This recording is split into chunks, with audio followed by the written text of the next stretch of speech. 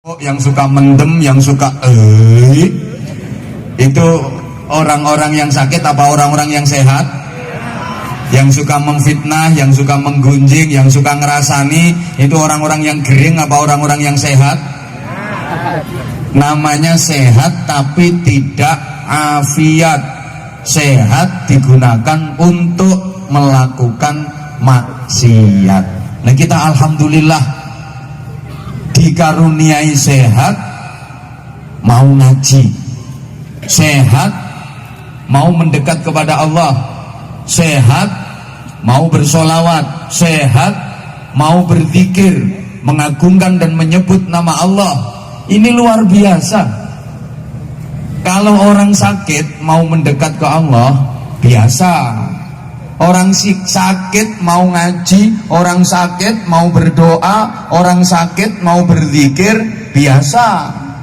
Pancen wis setelane. Ya gawane wong gering.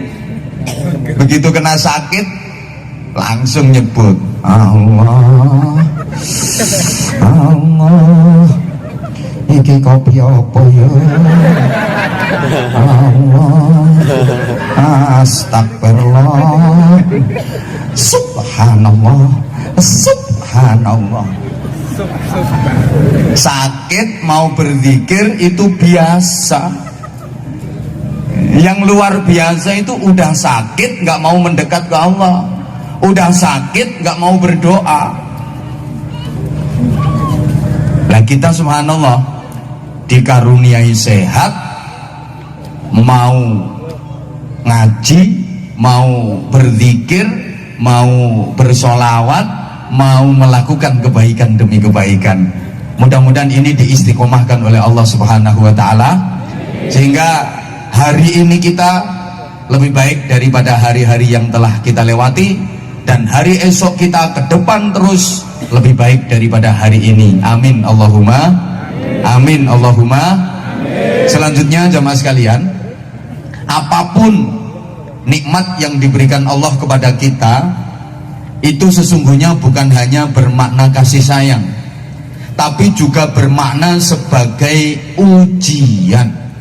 Kita dikaruniai nikmat apapun oleh Allah, itu sesungguhnya kita juga diuji oleh Allah. Bagaimana kita menyikapi nikmat yang kita dapat. Sehingga Nabiullah Sulaiman alaihi salam ketika mendapatkan kenikmatan, mendapatkan kebahagiaan, mendapatkan kedudukan, mendapatkan kekuasaan, mendapatkan kemenangan, beliau menyatakan, hadza min fadli rabbi liyabluwani ashkuru am akfur. Semua ini, karunia-karunia yang aku dapat ini adalah karunia dari Allah Tuhanku yang diberikan kepadaku sebagai ujian untuk menguji diriku. Apakah dengan nikmat-nikmat ini aku menjadi orang yang syukur atau malah kufur. Allahumma sholli ala Muhammad. Jemaah sekalian, nikmat itu baik disyukuri maupun dikufuri sama-sama berdampak. Kita semua tahu dalilnya. Kalau disyukuri, la in syakartum la azidannakum. Allah akan tambah dan terus tambah. Jadi nikmat itu kalau disyukuri, ditambahi. Tambah baik, tambah baik, tambah baik, tambah baik, tambah nikmat, tambah nikmat, tambah nikmat, tambah nikmat, tambah mulia, tambah mulia, tambah mulia, tambah bahagia, tambah bahagia, tambah bahagia. Kok serius banget sih? Halo? Namanya jadi barokah. Tapi kalau dikufuri, wala in kafartum inna adzabi lasyadid.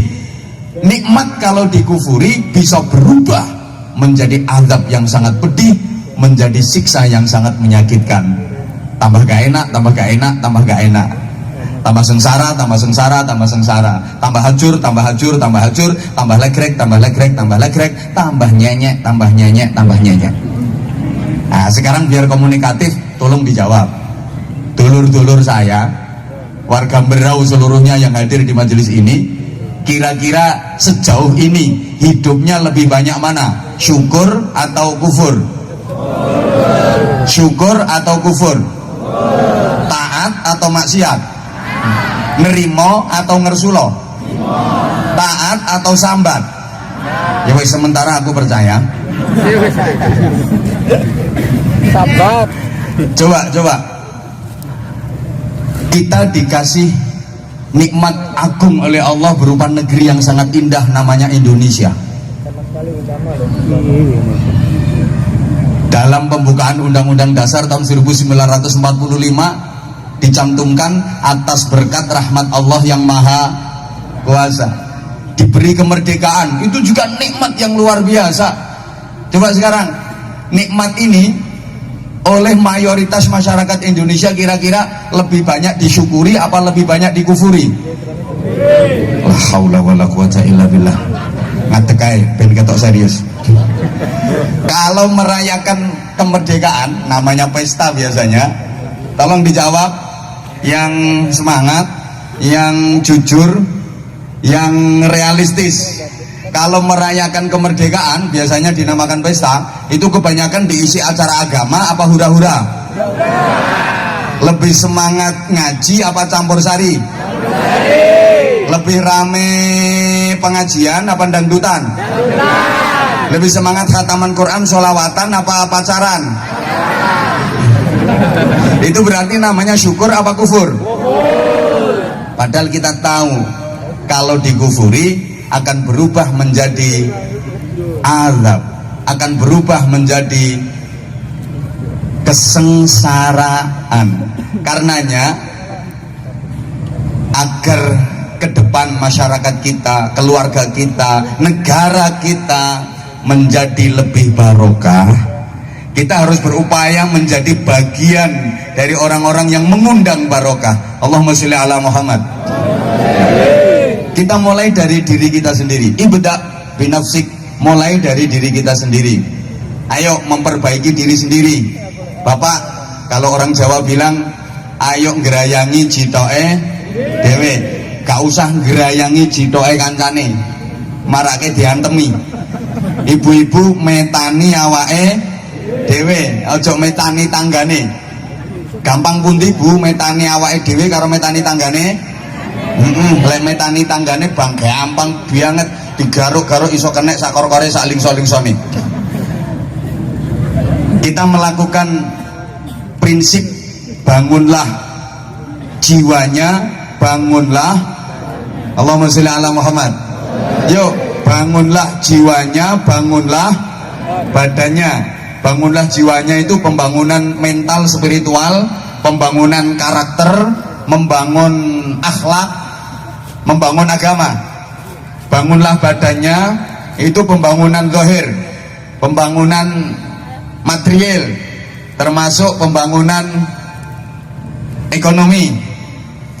Jamaah sekalian yang saya hormati rahimakumullah, kalau untuk urusan bangunlah badannya, saya pikir udah bagus lah. Infrastruktur di mana-mana sekarang udah bagus. Kabupaten Berau sudah nggak ada lagi, hampir nggak ada lagi jalan rusak, hampir nggak ada lagi jalan yang jelek.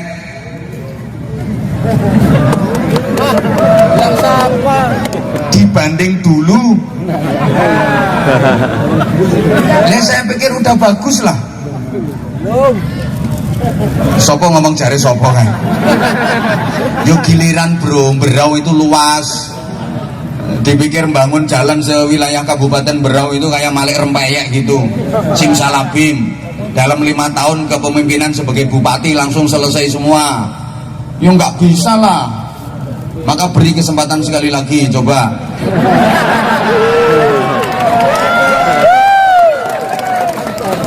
Beres apa enggak nanti 5 tahun ke depan?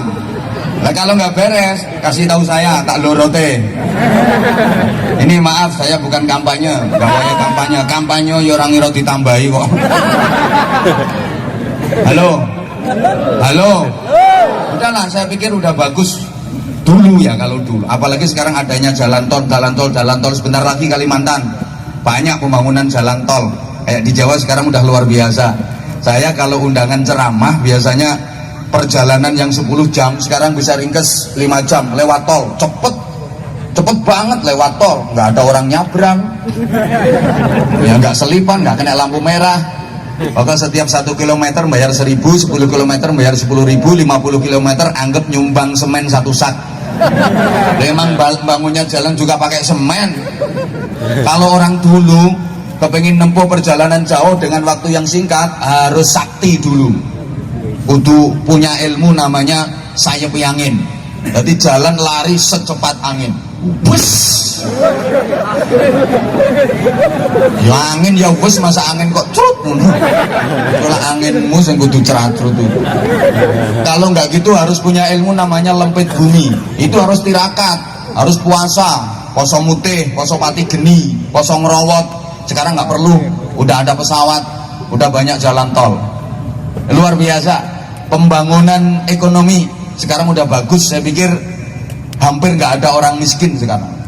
Kalau dulu saya percaya banyak orang yang kaliren, susah makan, susah beli pakaian, susah bangun tempat tinggal yang layak huni. Kalau sekarang nggak ada orang yang sampai kelaparan nggak makan, nggak ada orang yang nggak bisa beli pakaian, nggak ada orang yang nggak punya rumah. Makanya jangan adek sambat berau itu suge-suge kabeh. Kalau orang dulu saya yakin, saya percaya dulu makan nasi putih sama ikan ayam, mangan sego putih lawuh iwak pitik, lek gak dino-dino becik gak keturutan. Kalau sekarang mangan sego putih bendino, masalah pitik urusan sampean.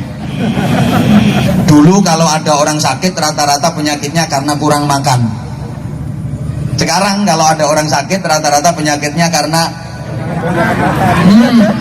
biyen mergo kurang mangan, saiki kakean. Sekarang kita dikepung makanan. Wong ngaji karo mangan kok kayak kudu mireng ya. Maka dokter dulu sama sekarang nasihati pasien beda.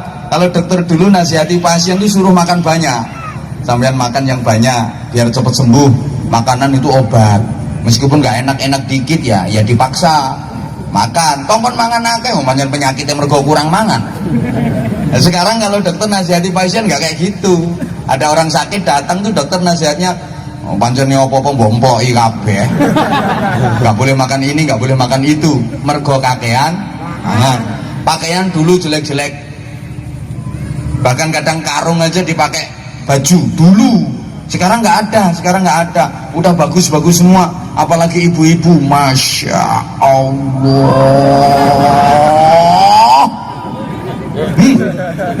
Seragamnya tok 24.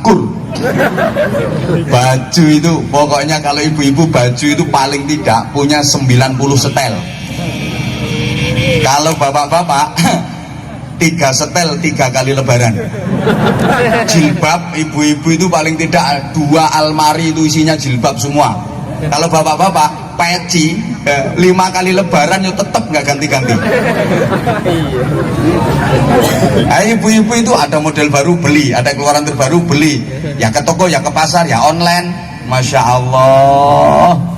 Nggak mikir suaminya kerja cari duit sampai gegere bungkuk puklek, nggak mikir. Maka ada istilah work shop. Work itu kerja, shop itu belanja. Jadi yang work suami, yang shop istri. Yang kerja suami, yang belanja istri. Jawab yang kencang, yang cari duit suami, yang ngabisin duit istri. Jadi kalau lagi jalan bareng dilihat betul-betul kontras. Mama keren, papa gak kopen. Mama modis, papa jemburis. Mama meling-meling pipinya, papa meling-meling gegernya. Mama mulus kayak lampu neon, papa jebrak kayak sumetan mercon. Kalau sekarang orang udah kaya semua. Rumah, mana ada sekarang rumah jelek? Mana ada sekarang rumah nggak layak huni? Hampir nggak ada. Saya yakin yang hadir di sini rumahnya bagus-bagus semua. Kadang-kadang sampean kok ngerasa rumahnya jelek, itu sesungguhnya rumah sampean bukan jelek, enggak jelek, bagus rumah sampean. Cuma ada tetangga sampean bangun rumah bagus mengalahkan rumah sampean. Akhirnya rumah sampean kelihatan jelek. Jadi cuma salah posisi saja. Wong api eleke omahe padha karo raine wong. Maka mas-mas, bapak-bapak bisa kelihatan ganteng, bisa kelihatan jelek, tergantung jejerane. Sampeyan jejer wong elek-elek, Pak, yo ketok ganteng. Tapi lek jejer wong ganteng-ganteng kaya aku ngene iki. Yo ketok elek sampean. Sama ibu-ibu juga begitu. Perempuan bisa kelihatan cantik, bisa kelihatan jelek, Bu. Tergantung jejerane. Ibu sampean jejer wong wedok elek-elek yo ketok ayu, tapi lek sampean jejer wong ayu-ayu yo ketok enak. Makanya ibu kalau pengen kelihatan cantik tak pesen lungguh sak lungguh sing hati-hati. Golek rombongan elek. Apa ana rombongan elek ning delusupno tengah-tengah. Mesti cantik sendiri, Ibu. Nenek pas dijejeri wong ayu, cepet-cepet pindah tempat. Anggepen itu cobaan. Allahumma sholli ala Muhammad. Pembangunan badannya saya rasa udah bagus. Cuman manusia itu kurang syukur aja. Tapi bangunlah jiwanya. Pembangunan mental, spiritual, karakter, akhlak. Ini makin lama makin memprihatinkan. Saya sering dicurhati teman-teman ustadz. Saya sering dapat curhatan dari teman-teman guru terkait dengan bangunlah jiwanya. Memang mendidik anak-anak zaman sekarang itu lebih sulit daripada mendidik anak-anak zaman dulu. Betul? Betul? Dulu ada pepatah mengatakan guru kenceng berdiri, murid kenceng berlari. Sekarang pepatahnya makin parah. Guru kenceng berdiri, murid mengencingi guru. Nitip karena ini penting pembinaan generasi bangsa. Sekarang anak-anak banyak yang mentalnya lemah, karakternya lemah. Kenapa? Karena saat ini banyak anak-anak yang terlahir dari orang tua yang sebenarnya belum siap menjadi orang tua. Saya ulang. Tolong konsentrasi ibu. Dengerin kata-kata aku, jangan terpesona memandang wajah aku. Ibu, oi, dengerin dong. Sekarang banyak anak-anak yang terlahir dari orang tua yang sebenarnya belum siap menjadi orang tua, belum siap mendidik anak, belum siap membimbing anak, tapi wis do kendel-kendel mana. Di rumah nggak dapat pendidikan yang standar, di rumahnya nggak dapat pendidikan yang layak, di sekolahan diajar sama gurunya, dibimbing, dididik sama gurunya. Orang tuanya kadang-kadang nggak terima kasih sama guru, malah marah-marah ketika anaknya dihukum sama gurunya. Saya ingatkan kembali pikiran Bapak Ibu ke belakang. Dulu waktu Bapak Ibu masih kecil, sekolah, di sekolahan nakal, kan wajah-wajah nakal masih nampak sampai sekarang. Ketika nakal di sekolahan sama gurunya dihukum, disuruh berdiri depan kelas, atau dicewer, atau dipukul pakai penggaris, nangis, pulang lapor ke orang tua, mulai madul bapaknya, nangis. Kalau bapak zaman dulu ini membela anak apa membela guru? Guru. Anak kadek madul, bapak aku nang sekolahan digepok pak guru, bapaknya golek gepok sing luwih gede. Ayo balik sekolahan ora? Balik sekolahan ora? Anak itu candak, cek seret bawa ke sekolahan. Sampai sekolahan bapaknya nemuin gurunya, minta maaf. Maaf pak guru, maaf bu guru, anak saya nakal, terima kasih bapak ibu guru membimbing anak saya, mendidik anak saya. Itu bapak zaman dulu. Tapi kalau sekarang ada anak di sekolahan nakal, jelas-jelas nakal, nyata-nyata nakal dan bersalah, dijewer sama gurunya, nangis, pulang lapor bapak. Bapak zaman sekarang membela guru apa membela anak? Bapak celurit ke sekolahan. Mana gurunya? Macam-macam sama anak saya. Saya bapaknya saja kalau di rumah nggak pernah nyentuh anak kok. Lu bapak kok nggak pernah nyentuh anak? Ini bapak model apa? Hoi. Nah ini penting soal anak. Saya nitip sama sekalian, maaf banget, anak itu penting. Orang nggak punya anak itu susah, betul? Meskipun kaya raya, kalau nggak punya anak susah, bingung. Sugih gak duwe anak nelongso, bingung. Saking bingungnya kadang nanti alatnya diperiksa-periksa no. Mbok menawa madhepe kurang pancer apa, kurang atos apa, kurang jebobok. Tapi punya anak nakal lebih susah lagi. Merawat anak nakal itu susah, lebih mudah merawat kambing nakal, betul? Makanya tolong perhatikan kata-kata saya. Anak manusia itu nggak sama dengan anak binatang. Coba ngomong wis suwe. Anak wong kuwi ora padha karo anak kewan. Maka kalau punya anak, Bapak Ibu jangan perlakukan seperti anak binatang. Halo? Halo? Dicampur bahasa Jawa nggak apa-apa ya? Nah, biar lebih lemes. Nah, jenis bupati gak paham, salah. Punya warga orang Jawa kok gak ngerti cara Jawa. Bupati harus paham bahasa Jawa, harus paham bahasa Bugis, harus paham bahasa Batak, harus paham bahasa Dayak, harus paham bahasa Melayu. Ya kan masyarakatnya macam-macam. Bupati kudu cerdas, nih gak cerdas, prei.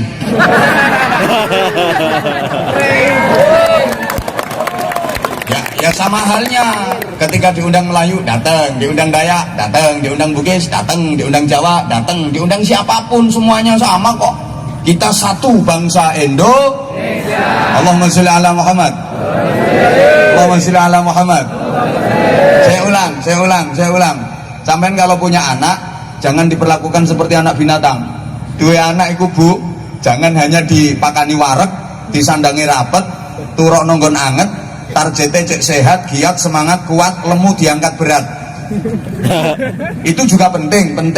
Bangunlah badannya, itu penting. Semangat posyandu ibu-ibu, kan ada lagunya toh.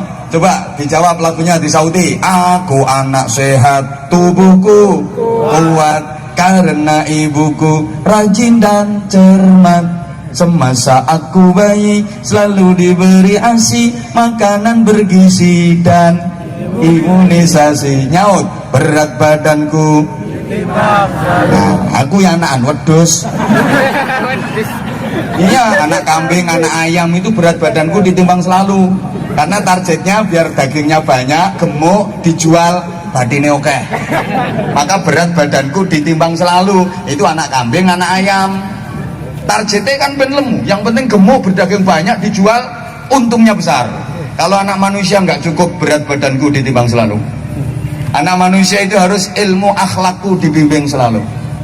Maaf banget ya, banyak lagu-lagu yang saya kritisi karena menurut saya nggak ada nilai edukasi, nggak mendidik menurut saya. Ngajari lagu-lagu nyanyi ke anak itu yang mendidik, yang ada nilai akhlaknya, nilai agamisnya, nilai nasionalisnya. Banyak lagu-lagu yang menurut saya nggak bagus. Anak masih bayi aja udah diajari bohong. Masih bayi itu dipangku sama ibunya, terus diajak nyanyi. Tepok ami-ami, belalang kupu-kupu, siang makan nasi, kalau malam minum susu. Bohong. Bayi seluruh Indonesia siang malam minum susu. Bayi manapun siang malam minum susu. Lah kalau siang makan nasi, kalau malam neritik golek susu itu sapa? Bapak nyindir bapak kok lewat anak.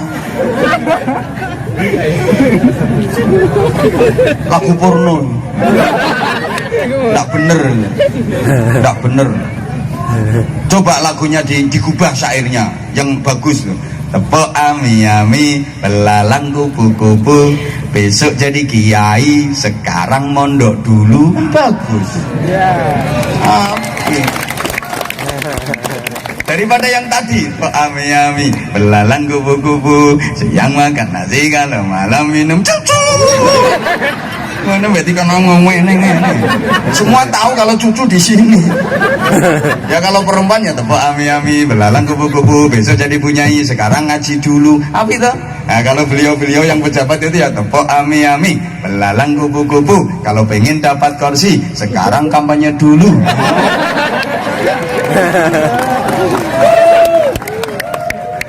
Saya nasihati diri sendiri juga gitu kok. Tepok ami-ami, belalang kupu-kupu, nek pengen disangoni, sekarang ceramah dulu.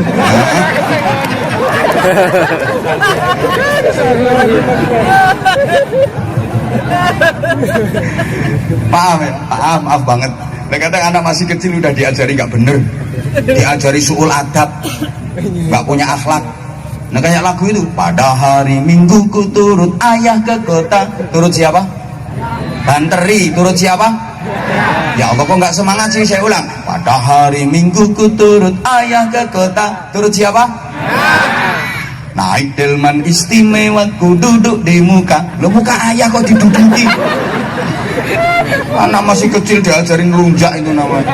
Orang ini pae dilunggui. Ada lagi diajari kayak gini, serong ke kiri, serong ke kanan, tralalala. Anak kecil udah diajari serong. Kita tahu kan prinsip dasar Islam itu ihdinas sirotol mustaqim, tunjukkan jalan yang lurus, yang benar. Nah ini kok diajari serong ke kiri, serong ke kanan.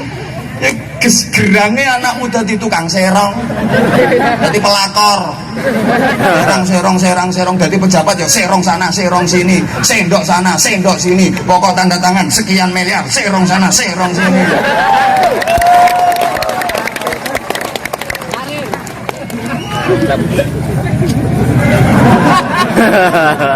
Hoi, hoi.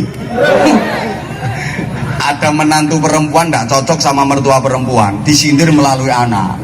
Lagunya burung kakak tua. Burung kakak tua hingga bikin jendela, nenek sudah tua, giginya tinggal dua. Lagu apa? Coba yang syairnya itu yang mendidik. Burung kakak tua terbang ke udara, ojo hinggap di jendela inceng-inceng. Nenek tambah usia, ngajinya luar biasa, kan apik toh. Ada lagi lagu yang saya nggak suka sama sekali, karena menurut saya satu nggak masuk akal, dua bernada pelecehan. Lagu burung hantu. Matahari terbenam, hari mulai malam, terdengar burung hantu, suaranya merdu. Aku nggak suka sama sekali lagu ini. Pertama nggak masuk akal, dua pelecehan. Coba kita pikir. Matahari terbenam, hari mulai malam. Saat maghrib itu ghurubus syamsi, matahari terbenam, hari mulai malam, itu saat maghrib. Di mana-mana yang terdengar suara azan. Lah ini kok terdengar burung hantu. Apa ada burung hantu manggung wayah maghrib? Kalau ada burung hantu maghrib kok bersuara, nek ono maghrib burung hantu kok manggung, itu burung hantu pikun. Udah nggak masuk akal. Suaranya merdu. Mulai kapan burung hantu bersuara merdu? Namanya saja burung hantu, nggak ada merdunya sama sekali. Lagi kok burung hantu suaranya merdu? Orang gila aja itu tahu kalau burung hantu itu nggak ada merdunya. Yang merdu suara azan. Lah orang azan kok dipadakno karo burung hantu? Ayo. Yang dipadakni rak wong azan tuh. Azannya gini. Ini azan model mana? Seluruh dunia itu azan yang sama. Itu syariat. Mulai Allahu Akbar, terakhir la ilaha illallah. Azan kok Kalaupun beda, itu cuman versi lagunya saja. Versinya yang beda lagu. Kalau azannya tetap sama, versinya yang beda. Kalau versi Arabik kayak Makkah, Madinah, itu versinya Allahu Akbar, Allahu Akbar. Gak enak ya, gak laris omonganmu. Yang bikin laris yang mergo enak itu kalau versi sana Makkah, Masjidil Haram, Masjid Nabawi, versinya kayak gitu. Kalau versi Jakartaan ya Allahu Akbar, Allahu Akbar. Kalau daerah saya Bojonegoro ya lagunya biasa, datar. Allahu Akbar, Allahu Akbar, biasa. Nah, versi Berau ya Allahu Akbar, Allahu Akbar, Allahu Akbar, Allahu Akbar. Versinya begitu. Kan tetap Allahu Akbar. Nah tadi azannya kok azan model. Coba syairnya digubah yang bagus, yang mendidik, yang islami, kita umat Islam. Matahari terbenam, maghrib mulai datang, terdengar orang azan, suaranya lantang. Allahu Akbar, Allahu Akbar, Allah Maha Besar. Hayya 'ala shalah, hayya 'ala shalah, mari kita sholat. Apa itu? Gak pinter ya gak laris kok. Daripada yang tadi Wes. Iya. Nah, sekarang saya kembali ke materi. Anak manusia nggak sama dengan anak binatang. Anak anwangi gak bodoh karo anak hewan. Coba dijawab. Anak kambing namanya apa? Yang kenceng. Anak kambing namanya apa? Cempe.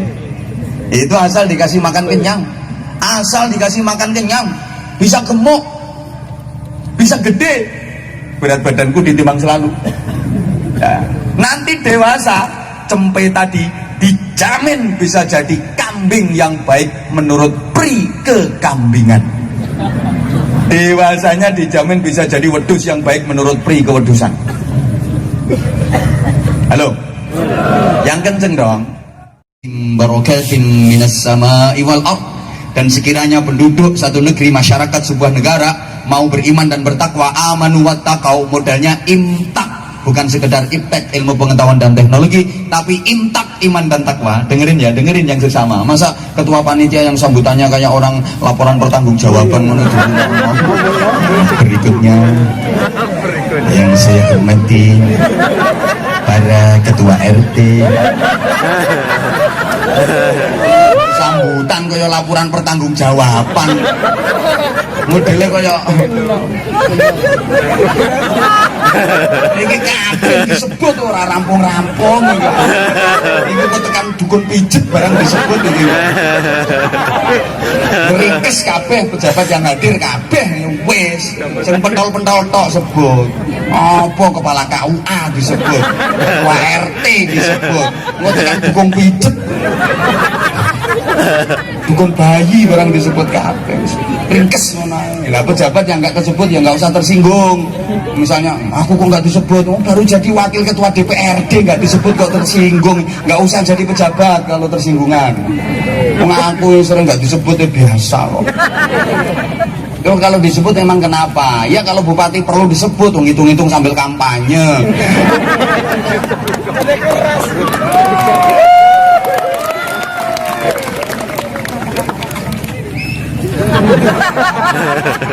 Tambah satu deh. Tambah. Ketua panitia ini sambutan ya. Terima kasih dan mohon maaf. Wis. Gak mungkin didengerin sama jamaah. Sekian datang ke sini bukan pengen denger sambutannya ketua panitia. Pokoknya ringkes tes. Mewakili panitia terima kasih kepada semua pihak yang ikut membantu pelaksanaan acara ini. Segala kekurangan mohon maaf. Assalamualaikum, turun, selesai.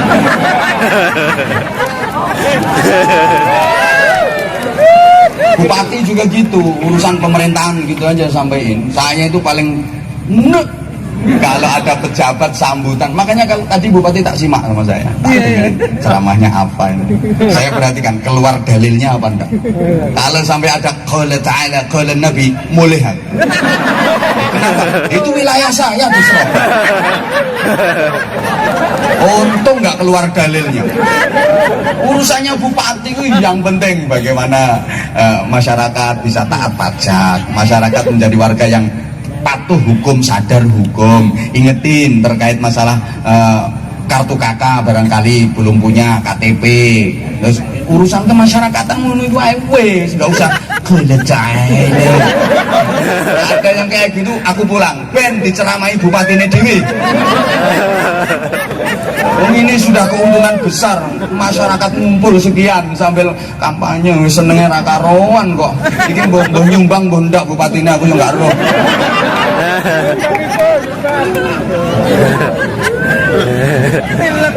Izin Bapak Anwar Zahid itu kalau ceramah terkenal kayak gini di mana-mana. Siapa yang ada di hadapannya yang digarap kayak gini. Makanya kalau nggak siap ya nggak usah datang. Saya di Mabes Polri itu yang saya hadapi sini bintang-bintang semua. Ya kayak gini kayak ceramah saya. Apalagi baru melatih 2 kayak itu.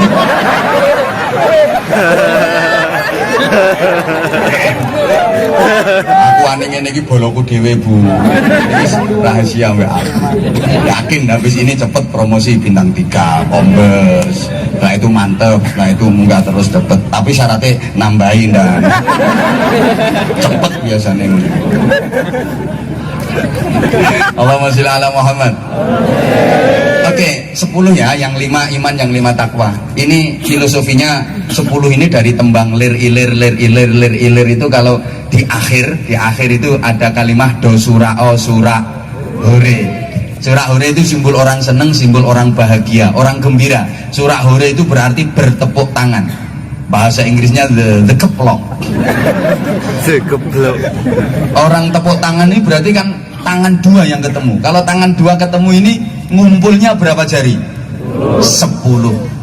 Maka 10 ini filosofi, sehingga orang berdoa memohon kepada Allah itu etikanya, adabnya pakai 2 tangan menengadah ke atas, 10 jari semuanya dihadapkan ke atas, mohon kepada Allah gitu. Karena ada orang yang doa itu cuma pakai 1 jari, ya Allah beri kami rezeki ya Allah, mohon kepada Allah, minta ke Allah disuding-suding ini, cuklek tanganmu, pakai 2 tangan menengadah dan dihadapkan ke atas semua 10 jari. Etikanya begitu, memuji Allah sebanyak-banyaknya, bersolawat atas Rasulullah sebanyak-banyaknya. Karena kalau tanpa solawat, doa itu mu'allaqun bainas sama wal ard, tergantung antara langit dan bumi, gak diangkat, gak bisa sampai ke Allah kalau tidak dibacakan sholawat atas Rasulullah Shallallahu Alaihi Wasallam. Bahkan ibadah apapun kalau gak ada sholawatnya kepada Rasulullah nanti hangus ibadahnya. Makanya adabnya berdoa diantaranya di samping tadarruk, penuh harap, penuh keyakinan, memuji kepada Allah sebanyak-banyaknya. Hamdan syakirin, hamdan dzakirin, hamdan na'imin, hamdan yuafi ni'amaika fi mazidah, ya Rabbana lakal hamdu wa lakal syukru wa lakal tsana kama yanbaghi li jalil wajhik. Sak terus pokoknya sakake-ake lah, sakake-ake. La usi sanaan 'alaika anta kama atnaita 'ala nafsik. Sakake-ake. Terus selawat sebanyak-banyaknya, baru minta. Ya minta itu yang jelas, yang cetok. Jangan terlalu detail. Ndonga terlalu detail, Allah didikte. Ada ini pemuda minta jodoh, doanya ya Allah minta istri ya Allah, yang perempuan ya, yang cantik, yang kulitnya kuning, yang tinggi badannya 175 cm, yang ukuran sandalnya nomor 36, ukuran BH-nya nomor 84. Apa ini? Tapi juga jangan terlalu ringkes sampai nggak bisa difahami. Berdoa keringkesan, ya Allah Engkau tahu yang kau mau, amin. Ya memang Allah tahu yang kau mau, tapi sebutin dong. Wes, ini bukan rampung-rampung ini. Ini maksudnya 10 tadi surah hore bertepuk tangan, bukan awe-awe. Kalau awe-awe namanya bertepuk sebelah. Kok gak semangat sih? Kalau tepuk tangan itu gembira bahagia, kalau bertepuk tangan gembira bahagia, kalau tepuk tangan gembira bahagia, kalau hanya bertepuk sebelah tangan sakitnya tuh bukan cuma di sini, di sana, di situ dan di mana-mana. Air susu dibalas dengan air, ditulung malah dikaiatin rogoh. Kau yang mulai, kau yang berjanji, kau yang tak tanduri pari jebul sing tukul malah suket. Nah, itu kalau bertepuk sebelah tangan. Tapi ini tepuk tangan 5 iman 5 takwa. Oke, iman ini iya ya, ini udah lembur Pak Bupati. Ayatnya udah sering dibaca. Saya ulang. A'udzubillahi minasyaitonir rajim. Innamal mu'minuna alladzina idza dzukirallahu wajilat qulubuhum wa idza tuliyat 'alaihim ayatuhu zadatuhum imana وعلى ربهم يتوكلون الذين يقيمون الصلاة ومما رزقناهم ينفقون. Ini saya ringkes-ringkes saja dulu ya. Pertama ini berzikir kepada Allah sampai hati bergetar. Yang kedua, membaca Al-Quran secara kontinu, istiqomah, yang bisa menambah kuatnya keimanan. Yang ketiga, tawakal, berserah diri kepada Allah dalam segala urusan, tentu saja setelah dibarengi dengan ikhtiar dan usaha maksimal. Yang keempat, mendirikan sholat, bukan hanya mengerjakan tapi mendirikan. Yang kelima, wa mimma razaqnahum yunfikun, berinfak. Ini syarat mutlak. Sing mburi dhewe iku berinfak. Coba ngomong mulai ketoke kok kroso. Ya, ini baru separuh loh yang ngajinya. Nah, tapi syaratnya ini. Orang kalau pengen dapat berkah itu jangan hanya nerima, harus mau ngeluarin. Infak. Halo. Hartamu itu ada 3. Tolong perhatikan ya. Hartamu itu ada 3. Dibagi 3 maksudnya. Hartamu itu ada 3. 1, jelas-jelas milikmu. 2, jelas-jelas milikmu. 3, belum tentu milikmu. Yang pertama, jelas-jelas milikmu. Apa itu? Yang kamu makan. Jelas-jelas milikmu. Orang lain gak bisa mengganggu gugat. Yang kamu makan, kalau udah masuk perut, aman. Meskipun musim maling, pokok wis mlebu weteng aman. Apa maneh lek wis metu tambah aman. Keleleran no perapatan maling petuk iso nyungir-nyungir. Tereng-tereng mlakune iki wis sapa ya belantong coklat no perapatan. Aman. 2, jelas-jelas milikmu. Apa? Yang kamu sedekahkan. Jelas-jelas milikmu. Orang lain enggak bisa mengganggu gugat. Itu jelas-jelas milikmu, akan ketemu dengan dirimu sampai ke surga nanti, menjadi berlipat-lipat. Makanya kalau pengen ketemu hartamu yang banyak, ya sedekah yang banyak. Gono swarga petuk akeh.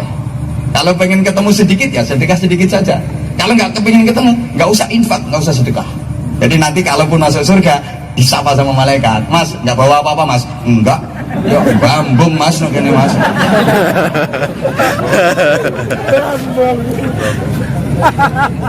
Itu sesungguhnya jamaah untuk membangun rumah yang di surga. Coba kita pikir, kita itu kadang untuk membangun rumah yang di dunia saja ratusan juta biayanya. Padahal rumah di dunia betapapun megah, mewah, indah, itu rumah akan kita tinggalkan selamanya. Sedang rumah di surga itulah rumah yang akan kita tinggali selamanya. Betul? Tak baleni. Semegah apapun, semewah apapun bangunan rumah di dunia, itu rumah akan ditinggalkan selamanya. Kalau sudah ditinggalkan, nggak ada gunanya, nggak ada manfaatnya, nggak bisa menolong, nggak bisa membantu. Cendela satu pun nggak dibawa serta, nggak ada yang dibawa mati. Kurang tahu saya kalau adat masyarakat sini mau mati, menjelang mati, pesen sama anaknya, nah nanti kalau bapak mati, itu lemari yang paling bagus katun nono kuburannya bapak ya nak ya. Nggak ada kan?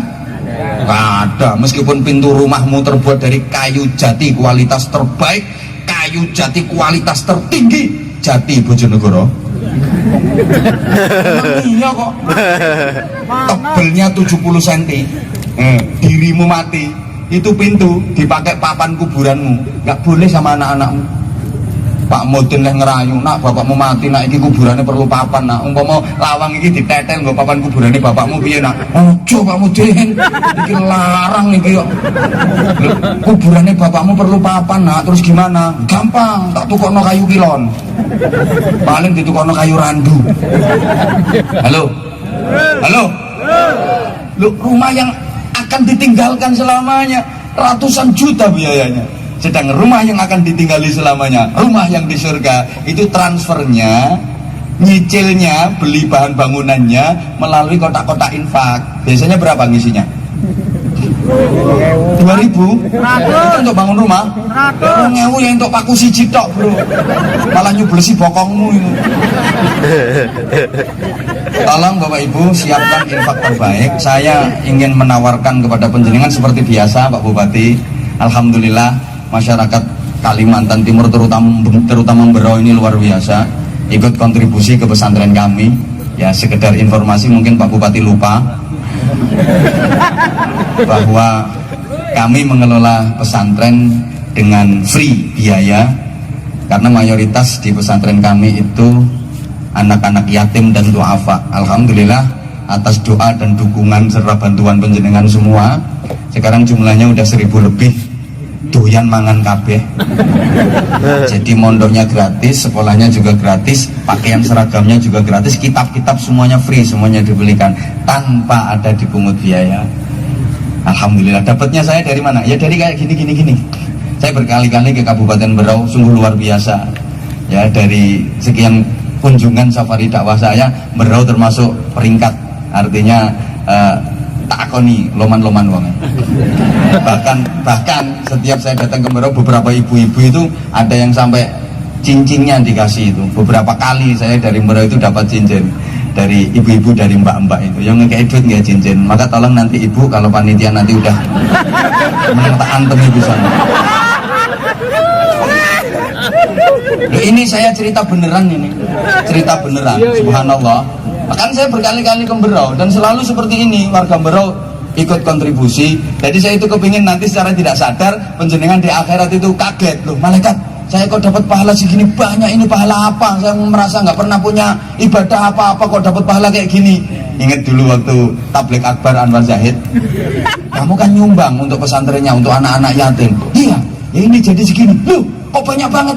Niki mekar bro. Masya Allah. Padahal dulu cuma 20.000 jadi kayak gini. Tahu kayak gitu biar tak akei malaikat.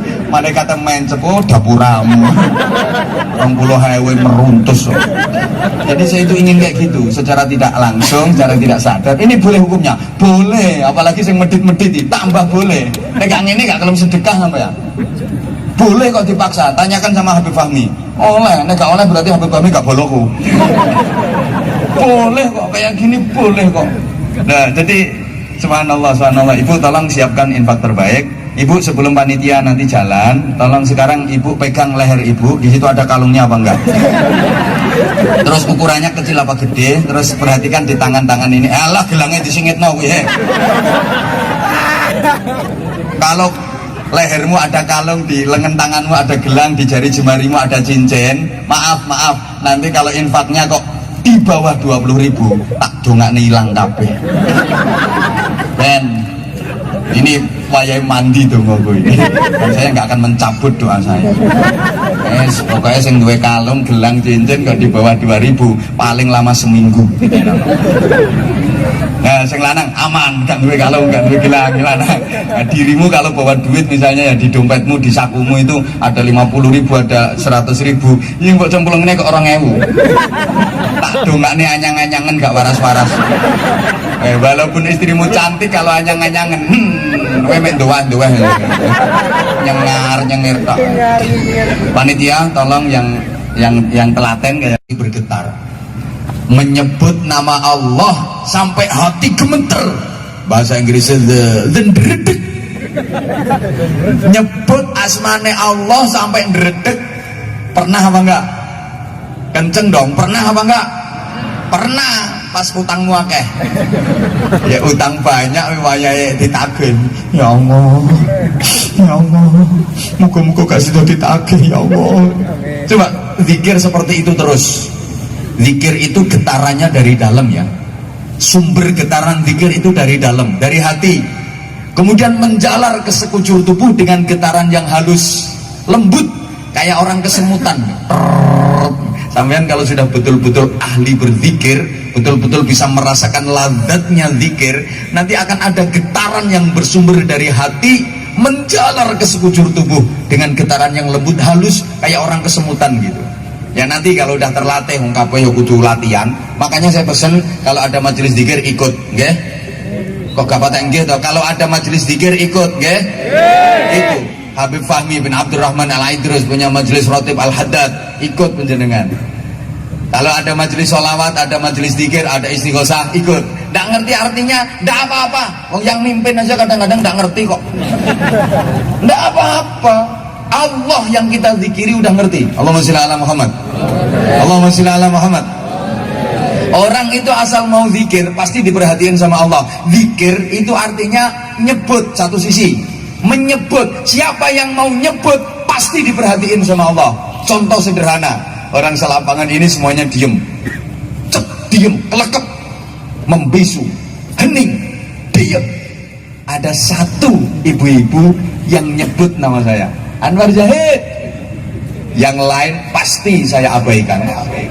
Yang lain pasti saya cuekin. Yang saya perhatiin, ya yang nyebut nama saya tadi. Ada apa bu kok nyebut nama saya? Do you love me? Ya karena ibu yang nyebut, maka ibu yang saya perhatiin. Sama halnya ketika banyak orang terlelap dalam tidur di keheningan malam. Nikmat-nikmatnya tidur, enak-enaknya the kelon. Mereka tidur. Anda mau bangun, kemudian Anda menyebut Allahu Akbar, pasti Andalah yang diperhatikan oleh Allah. Yang lain nggak diperhatiin, yang lain nggak nyebut, yang lain nggak zikir. Paham? Paham? Contoh lagi. Misalnya ini ya, misalnya. Ini bahwa bukti kalau zikir itu kekuatannya luar biasa. Masyarakat Berau lagi mengadakan tur ziarah Wali Songo ke Pulau Jawa. Ada satu bus. Pas nyampe di Tuban, makamnya Sunan Bonang. Kebetulan saya juga lagi di sana. Begitu rombongan Berau ini turun dari bus, gerutuk dari kejauhan. Saya ngelihat, tapi orang Berau nggak ngelihat saya. Saya meniteni, menengeri. Itu kok modelnya kok kayak orang Berau ya. Saya tahu itu rombongan kayak orang Berau itu. Saya tahu dari mana. Yuk buruk-buruknya itu loh. Oh enggak sih, enggak, ganteng-gantengnya kok kayak orang Berau itu. Terus kemudian saya zikir. Ketika orang Berau yang turun dari bus gerutuk-gerutuk jalan ke sana, dari belakang saya zikir, saya nyebut Berau. Ini rombongan satu bus noleh semua ke saya. Sret. Saya nggak perlu nguntir lehernya satu persatu. Cukup dengan sekali sebut Berau, semuanya noleh. Ting. Kenapa? Karena merasa ada hubungan dengan Berau, merasa ada keterkaitan dengan Berau. Halo? Malah dong ngingeti iki. Nggih, matur suwun, ya mesti tak dongani mesti. Iki 2000 iki sapa iki? Mendhuwur dhewe 2000. Halo?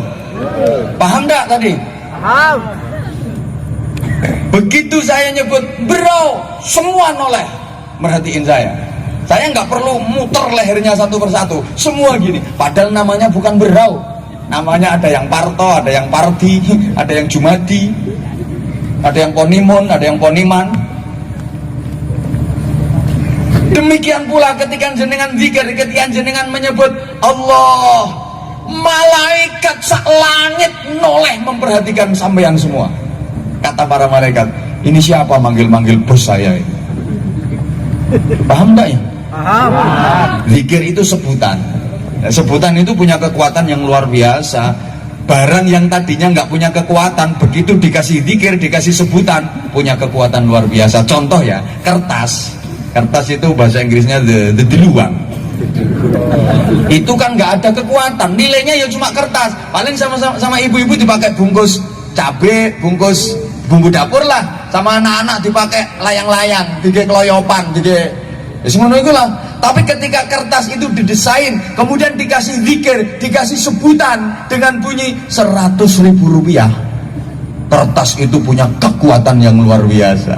Orang yang tadinya nggak mau nyoblos, begitu kena kekuatan itu, gelem nyoblos. Karena ada zikirnya. Ada ibu-ibu cerewet banget, kata-kata. Begitu ditempeli kertas itu segepok, plek, sepi, nggak ada suara. Paham nggak ini? Kain juga gitu. Kain itu nggak ada nilai, kelimbrak-kelimbruk lah kain. Tapi coba kain itu dipajang di tepi jalan, kemudian dikasih sebutan, dikasih zikir, hadirilah tabligh akbar. bersama Bu Sopo ngono pokoke. Bersama Bu Sopo. Itu kain punya kekuatan bisa datengin orang sekian banyak karena ada sebutannya. Cuman dikasih hadirilah tabligh akbar bersama Bu Sopo. Terus sama dikasih fotonya Bu Sopo ngono kan. Fotone cah kuwi. Cah kuwi nih. Fotomu yo gak payu kok. Gak payu. Punya kekuatan. Makanya ini kekuatannya dzikir sungguh dahsyat walaupun nggak ngerti artinya. Sholawat juga gitu, terus dan terus bersolawat. Sak nganggure lambemu pakai untuk bersolawat, pasti dapat jaminan syafaat Rasulullah Sallallahu Alaihi Wasallam. Kanjeng Nabi jamin aksaruhum alayya sholatan aulan nas bi yaumil qiyamah wa fi riwayatin aqrabun nas bi yaumil qiyamah aksaruhum alayya sholatan. Yang terbanyak bersolawat kepada Rasulullah itulah yang terdekat dengan Rasulullah besok pada hari kiamat. Walaupun nggak ngerti artinya, terus konco-konco apa kentrung terus gelurakan sholawat terus nggak ngerti artinya nggak apa-apa terus dipikir ini yang di belakang saya ini ngerti artinya tadi sholawat ya kablas kok ya gaya etok aja kadang-kadang kunul kurudas rezekinya lebih luas apalagi kerja pakai hati namanya kerja ikhlas rezekinya tak terbatas. Iki gak gampang, makanya ceramah sing larang modeling ini. Kasih contoh loh. Ya guyon humor tapi harus ilmiah. Nek cengengesan tok gawe apa? Banyak sekarang yang sekedar pengen viral, pokoknya cengengesan, gak ono intine, gak ono ilmune. Apa ngono? Murah lek ngono iku. Nek ngene iki jelas larang. Konkretnya begini. Kalau kerja pakai otot itu namanya kerja keras ya rezekinya ya cuma pas nggak beda sama maaf sapi kerbau itu kerja pakai otot kerja keras sapi dikerakal di sawah itu kerja pakai otot kerja keras rezekinya pas sehari ya cuma segitu kuda suruh narik bendi suruh narik dokar kerja pakai otot itu kerja keras rezekinya cuma pas lah manusia kok kerja cuma mengandalkan otot kerja keras itu ya jangan salahkan siapa-siapa kalau rezekinya hanya pas contoh dirimu padahal dirimu juga dibekali otak dibekali hati tapi nggak dipakai nggak digunakan yang difungsikan cuma otot makanya rezekimu ya pas ngono iku neng Jawa ketean minggat memberau.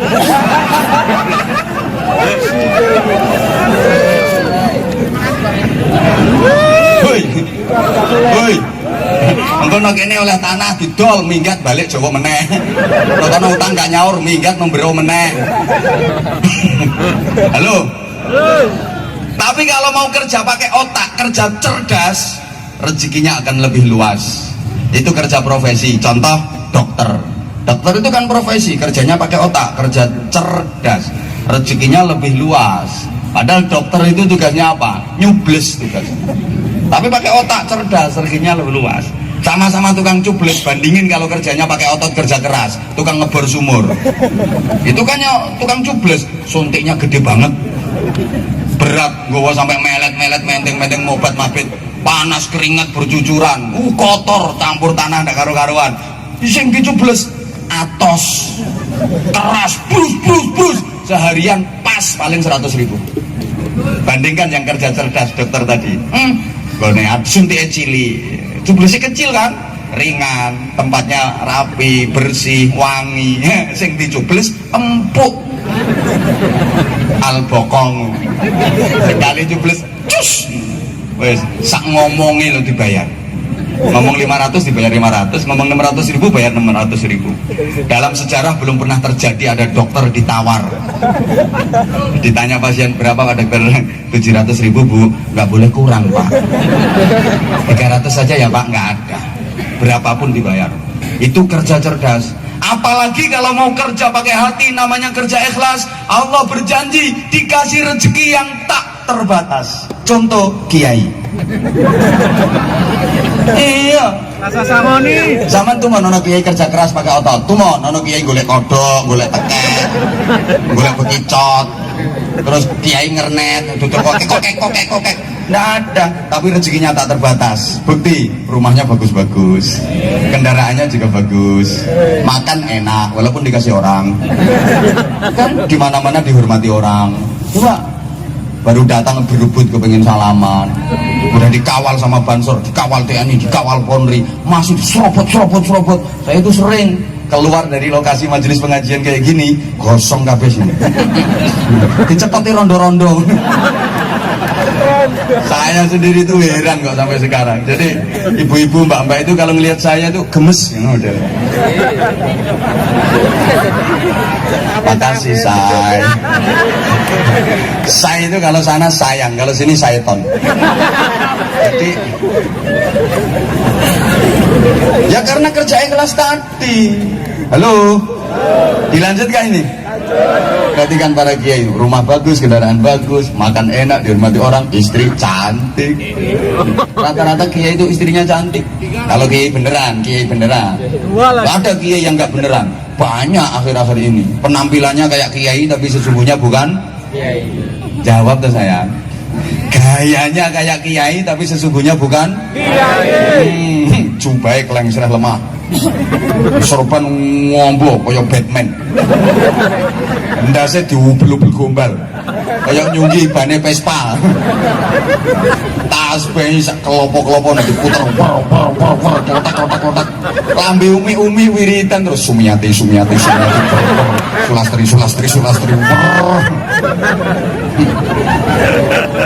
Tapi nggak bisa ngaji. Ini namanya kiai itu bisa ngaji, pernah mondok di pesantren, paham berbagai macam disiplin ilmu agama. Itu kiai, punya guru, punya kiai, punya guru, punya kiai, bersanad terus nyambung sampai hadratul Rasul Muhammad sallallahu alaihi wasallam. Kita puning yo pinter, Fathul Qorib, Fathul Muin, Fathul Wahab, pinter. Kalau kiai gak beneran itu yang dibaca bukan Fathul Wahab tapi Fathul WhatsApp, Raudatul Facebook, Kifayatul Instagram, Hidayatul Twitter. Dia punya guru yang sanadnya sambung sampai Syekh Google radhiyallahu anhu. Tuh, dia enggak beneran.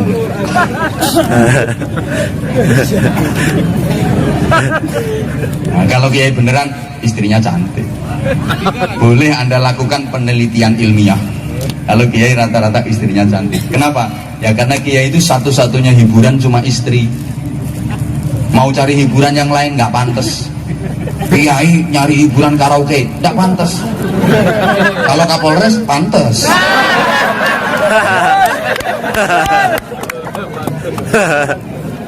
Dan kayaknya sering datang ke kawannya. Sidak nyari, ini harus akrab sama itu.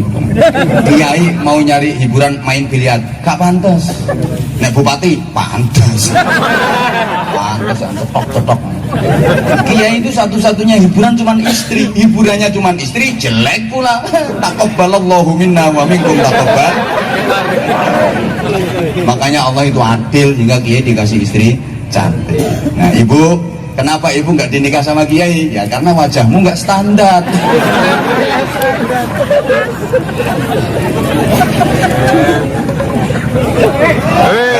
Iya. Nah sekarang kembali ke materi, maaf ya, ini agar berkah. Sesungguhnya ya 10 hal yang harus dilakukan. Tapi kayaknya kalau saya terangin 10-10-nya nggak cukup waktunya. Minta tambahan waktu. Oke, saya nego dulu sama Kapolres, sama Bupati. Ini Pak Bupati warga Bapak minta tambahan waktu. Jadi ibarat kerja namanya lembur Bapak ini. Lemburan itu ada hitungannya.